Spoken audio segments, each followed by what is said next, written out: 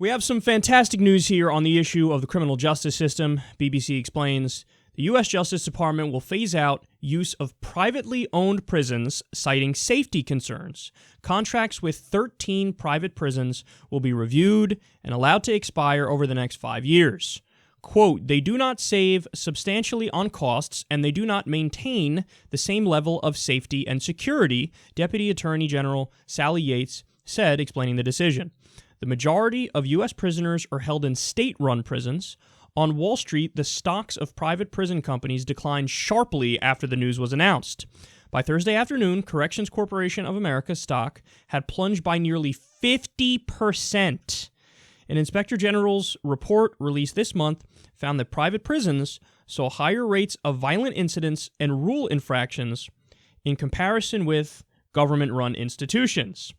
As of December, private prisons housed 22,660 federal inmates out of a total of nearly 200,000.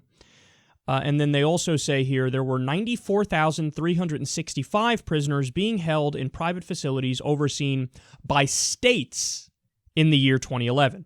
So let's understand what this isn't. This isn't shutting down all private prisons in the United States of America.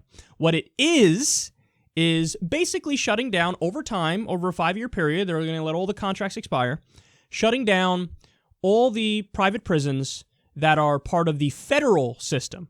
So the states still have private prisons, depending on which state you're talking about, of course.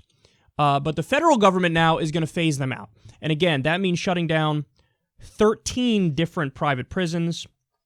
And the numbers are there are 22,660 federal inmates in private prisons out of a total of 200,000. So now, soon, you're going to have all the 200,000 federal inmates in public prisons.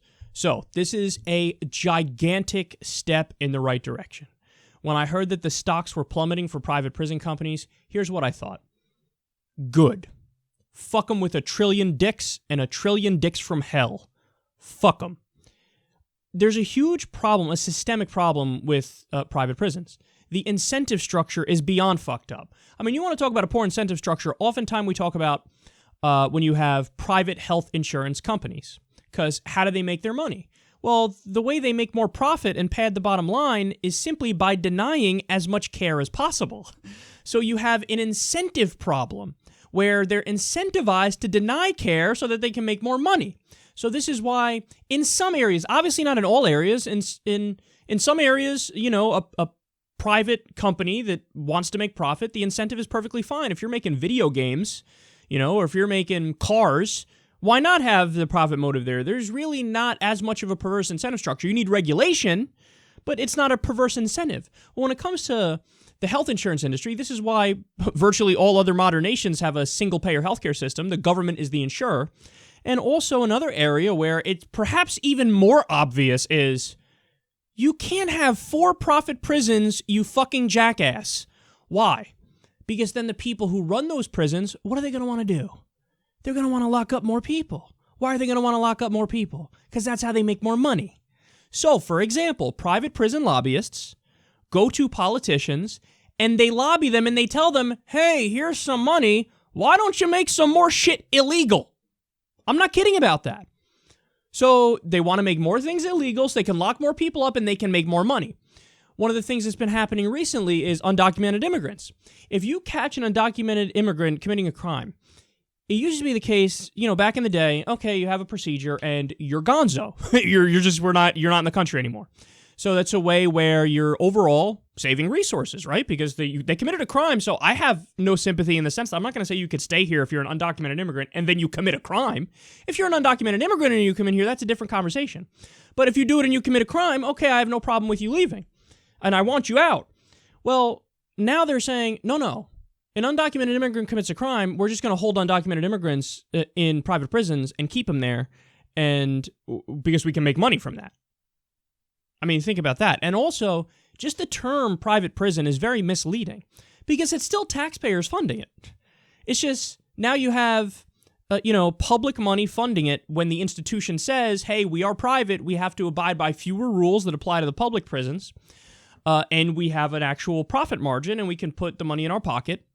And again, this is why you have a worse situation with safety, and this is why you have a situation where the guards aren't as well trained, and there's been stories of, the food there being way worse quality because they're trying to cut corners and make more money. And, there's been stories of rotten meat served to the inmates and whatnot. So there's a huge incentive problem. 3 strikes laws, for example. You know where that comes from? That comes from private prisons lobbying the government to say, and this isn't at the federal level, I believe it's in California and maybe some other states as well, where they say, okay, why don't we make it so that if you commit 3 felonies, no matter how minor they may be, well, now it's life in prison. That, that's not something that people would casually accept if it wasn't for the fact that you had lobbyists pushing for it because there's an ulterior motive. And the ulterior motive is we get to make more money if we lock up more people. And of course, it got so bad in California specifically that after a while they were like, we have a prison overcrowding problem.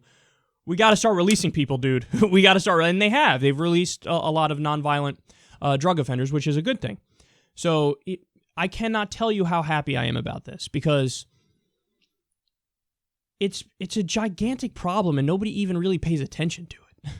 The idea that now we lock up, citizens for lesser and lesser crimes, and the only reason we're doing it is because there are people making money off it, and so they're trying to get more people locked up. I mean, the United States, you want to talk about incarceration issues. Everybody already knows the United States incarcerates more people than any other country on the planet. Why would we do that? Bernie Sanders said it during one of the debates. We lock up more people than so-tolerant China. I mean, that's crazy. We have more people in jail in the U.S. than Stalin did in his gulags at their height. That's absolutely mind-blowing. So getting rid of private prisons is a start, but you guys already know, and credit to Obama on this front and in this other area, he's been starting to release more and more nonviolent drug offenders. Release as many as you possibly can, man. I would even twist arms and try to get the ones at the state level to be released, even though he doesn't have power to pardon or commute their sentences. But I'd twist arms and say, okay, so you guys don't want to release your nonviolent drug offenders at the state level? Well, maybe I cut your funding. Whoops. Well, then they'll go, okay, okay, maybe we'll release some of them, Let's sit down and have a conversation. So this is great news. Everybody should be happy about it. And I hope the states take the next step. And they go, yeah, no, let's go further down this path, man. Let's go further down this path. Forget private prisons. They shouldn't exist in the first place. I mean, this is one of the main things that when you're making a list of government functions, this is, in the top 5 or top 10 things that you can't have privatized because of the poor incentive structure. We should all acknowledge that. We should know that. And we should go back to a system where prisons and jails are there out of necessity. You put the worst of the worst in there.